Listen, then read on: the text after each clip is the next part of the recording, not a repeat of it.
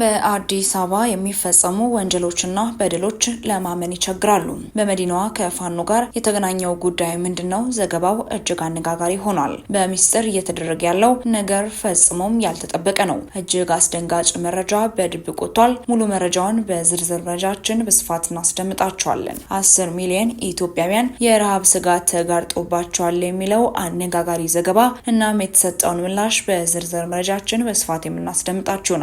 በሌላኛው መረጃችን ደግሞ ዶናልድ ትራምፕ የካቶሊክ እምነት ተከታዮችን አስቆጥተዋል። ለምን ደግሞስ ትራምፕ የካቶሊክ እምነት ተከታዮች ጋር ምን ያደረሳቸው የሚለውን በስፋት የምናስቃኛችሁ ይሆናል። በሌላኛው መረጃችን ደግሞ ዘለንስኪን ወደ አፍሪካ ማማተር መጀመራቸውን ተከትሎ በርካታ አነጋጋሪ ጉዳዮችን በስፋት እየተሰራጩ ይገኛል።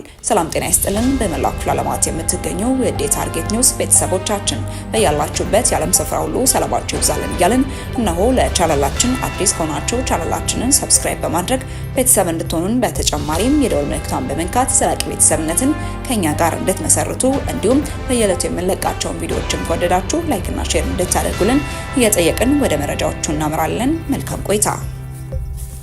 በአንዳንድ የአዲስ አበባ እስር ቤቶች የሚፈጸሙ ወንጀሎችና በደሎችን ለማመን ያስቸግራል ተባለ። የመረጃ ምንጫችን በተለያየ ክስ ተይዘው እስር ቤት ከገቡ በኋላ ምን እንደገጠማቸው ዳሰሳ ያደረገ ሲሆን እንዲህም ቃኝቷል። ለደህንነቱ ሲባል ስሙን የማንጠቅሰው የመጀመሪያው የመረጃ ምንጫችን መርካቶ እቃ በመሸከምና አልፎ አልፎም በመላላክ 4 ቤተሰብ እንደሚያስተዳድር የሚገልጽና ታሪኩን እንዲያስረዳል። እኔ ፍጹም ድሃ ነኝ። መጋቢት ወር መጨረሻ ላይ መገናኛ አካባቢ አንድ ሲቪል የለበሰና ሰውነቱ በስፖርት የዳበረ ወጣት ባስ ከምጠብቅበት ምሽት 1 ሰዓት ላይ ጠራኝ። አቤት አልኩት። መታወቂያ አለኝ። የአዲስ አበባ መታወቂያ ሰጣሁት። ስልኬን ተቀበለኝ። ሰጠሁት። ስልክ ዳታ የለውም ካርድ ሙላለኝ። የ50 ብር ካርድ ሞላው። በስልኬ ውስጥም ያለውን ነገር ካየ በኋላ ምንም ነገር ማግኘት አልቻለም። ሆኖም እኔም በአይኑ እየገላመጠ ፎቶ ጋለሪ ውስጥ ልሙጥ ባንዲራ ዳውንሎድ አድርጎ ልሙጥ ባንዲራ ይዛልና በቁጥጥር ስር ውልሃል አለኝ። ለመናገር ስሞክር በጥፊ መታ ደነገጥኩኝ። አረኔ ስለ ፖለቲካ የማውቀው ነገር የለም ልጆች አሳዳጊ ነኝ ብዬ እንባ እያነባው ስለምነው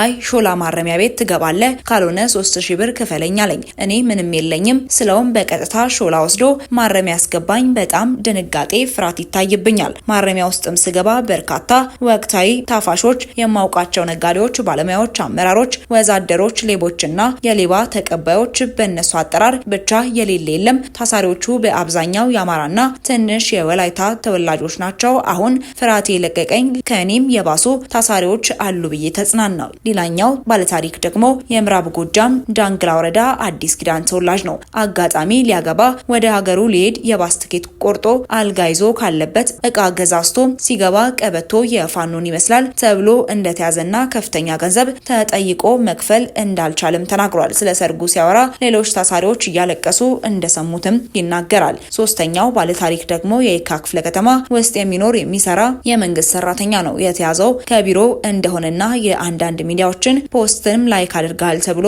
እንደሆነም ያስረዳል። እሱ ግን ላይክ እንዳላደረገና አንድ የተጣላው ሰው ተመሳሳይ አካውንት ከፍቶ ላይክ አድርጎና ስክሪንሾት በማድረግ እንዳስያዘውም ያስረዳል። አራተኛ ታሳሪ ደግሞ ይህንን ይመስላል። በየካ ክፍለ ከተማ የሚሰራ የብልጽግና አመራር ነው። የታሰረበት ምክንያት ደግሞ በስራ ምክንያት የተጣላት አንድ አመራር እሱ መድረክ የሚመራበትን ስብሰባ ከጀርባው በፎቶሾፕ ድል ለጀግናው ፋኖ ብላ እንዳቀናበረችበትና ስክሪንሾት አድርጋ እንዳሳሰረችውም ይናገራል። አምስተኛው ታሳሪ ግለሰብም የዛሬ 4 ዓመት መንግስት የክተት አዋጅ ሲያውጅ የዘመተ እናም ብሬን የማረከ የአማራ ክልላዊ መንግስት ሰርተፍኬትና 60,000 ብር የሸለመው መሆኑን ተናግረው አሁን ላይ በንግድ ስራ ተሰማርቶ እንደሚተዳደርም ያስረዳል። ነገር ግን ሲቪል ለባሾች ገንዘብ ጠየቁኝ አልከፍልም ብዬ ታሰርኩኝም ይላል። ታዲያ በዚህም ላይ መሰረት ሚዲያ ባደረገው ማጣራትም ሁሉም የሚታፈሰው አማራጭ ይቀርብለታል ወይ ገንዘብ ይከፍላል፣ ካልሆነም ይታሰራል። ዋናው ጉዳይ አንዳንዱ በዘመድና በእጅ መንሻ በ2 ቀን ይፈታል። የኔ ቢጤ ዘመድም ገንዘብም የሌለው 20 ቀን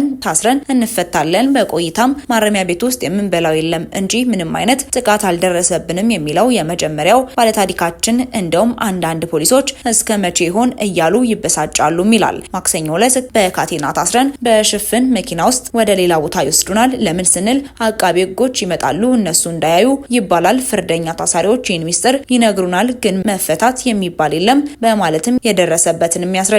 ሁለተኛው ባለታሪካችንም በዚህ ይስማማል። ስትታፈስ ቢዝነስ ይሰሩብሃል፣ ወይ ደግሞ ለሲቪሎቹ ከፍለ ትለቀቃለህ፣ ወይ ለኢንስፔክተርና ኮማንደሮች ከፍለ በሁለት ቀን ትፈታለህ።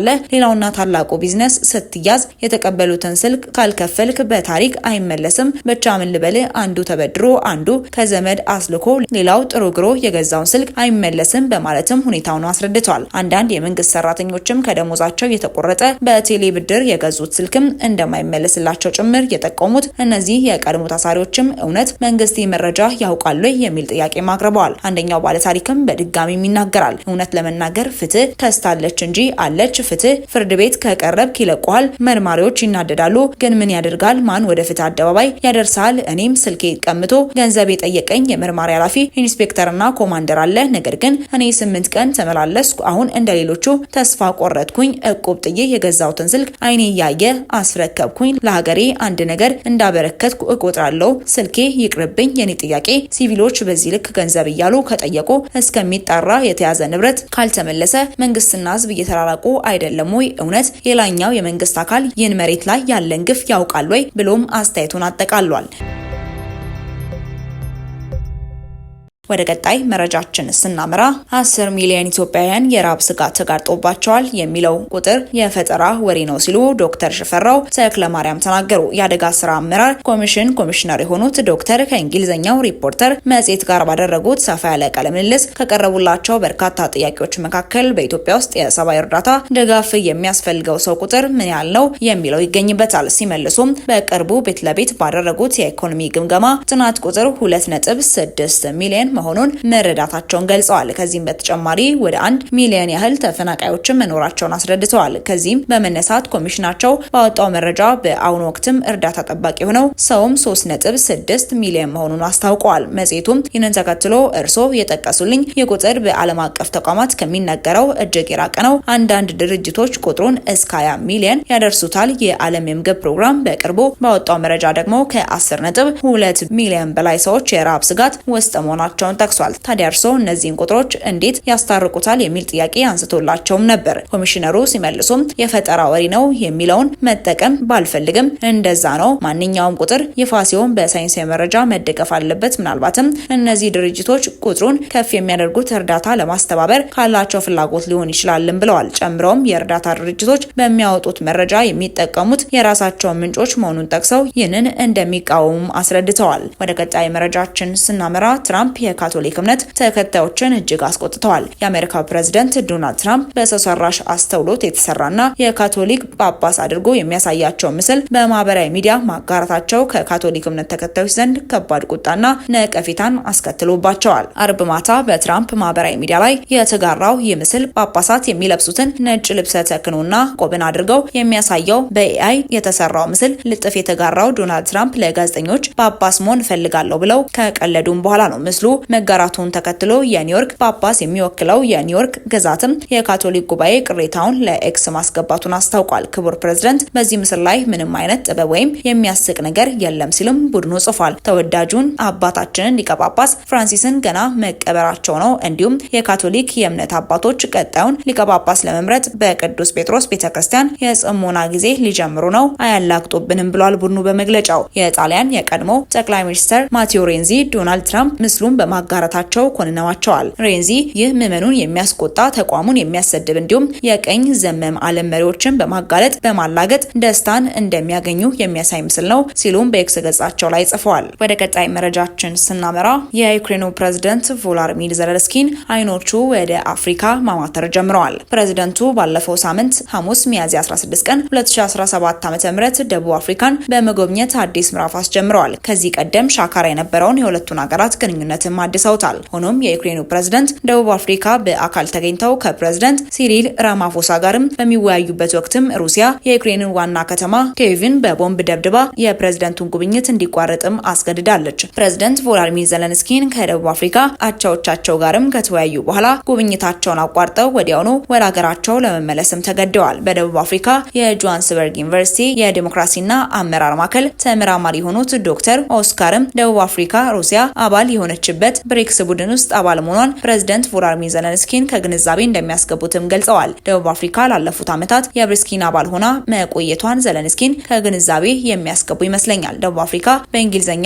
ምህጻሩ ብሪክስ የቀዳሚ መስራች ሀገራት ስም የመጀመሪያ ፊደላት በመውሰድም ሲሰየም ከነ ብራዚል፣ ሩሲያ፣ ህንድና ቻይና ጋር የቡድን መስራችም ናት። ይህ ሁኔታም የዩክሬን ፕሬዝዳንት ደቡብ አፍሪካን በሚጎበኙበት ወቅትም የነበረው አንድምታ በፕሬዝዳንት ሲሪል ራማፎሳ መንግስትም እንዴት ሊታይ እንደሚችልም ዶክተር ኦስካርም እንዲያብራራሉ። እንደ ብሪክስ ባሉ የትብብር ጥምረቶችም አካል በመሆናችን ከሩሲያ ፌዴሬሽን ጋር ባለን ወዳጃዊ ግንኙነት ፕሬዝዳንት ራማፎሳ ጉዳዮችን በቀጥታ ወደ ፕሬዝዳንት ቮሎዲሚር ፑቲን ወስደው ይህ ነው ፕሬዝዳንት ዜሌንስኪን ለውይይት ያቀረቡት ነጥብ እዚህ ጋር እነዚህም ጉዳዮች ነው የሚያሳስቧቸው ቢሉ የተሻለ ነው ብለዋል። በቅርብ ወራት ውስጥም ፕሬዝዳንት ቮሎዲሚር ዜሌንስኪን ከዩናይትድ ስቴትስ፣ ከአውሮፓ ህብረት እናም ከተባበሩት መንግስታት መሪዎች ጋርም ተወያይተዋል። በእርግጥ በቅርቡ ከዩናይትድ ስቴትስ ፕሬዝዳንት ዶናልድ ትራምፕ ጋር በነጩ ቤተ መንግስት ውስጥ በአካል ተገናኝተው ከተወያዩ በኋላ የሁለቱ ሀገራት ግንኙነት እጅግ መሻከሩ ይታወቃል። ታዲያ አሁን ላይ የዩክሬኑ ፕሬዝዳንት ቮሎዲሚር ዜሌንስኪን አይኖቻቸውን ወደ አፍሪካ ሀገራትን ማማተር ጀምረዋል የሚሉ በርካታ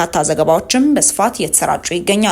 ወደ ተመልካቾቻችን ለእሳቱ የነበሩን መረጃዎቻችን እኚህ ይመስሉ ነበር። አብራችሁን ስለነበራችሁ እጅግ አድርገን እናመሰግናለን። በቀጣይ እስክንገናኝ ድረስ ቸር ቆዩልን።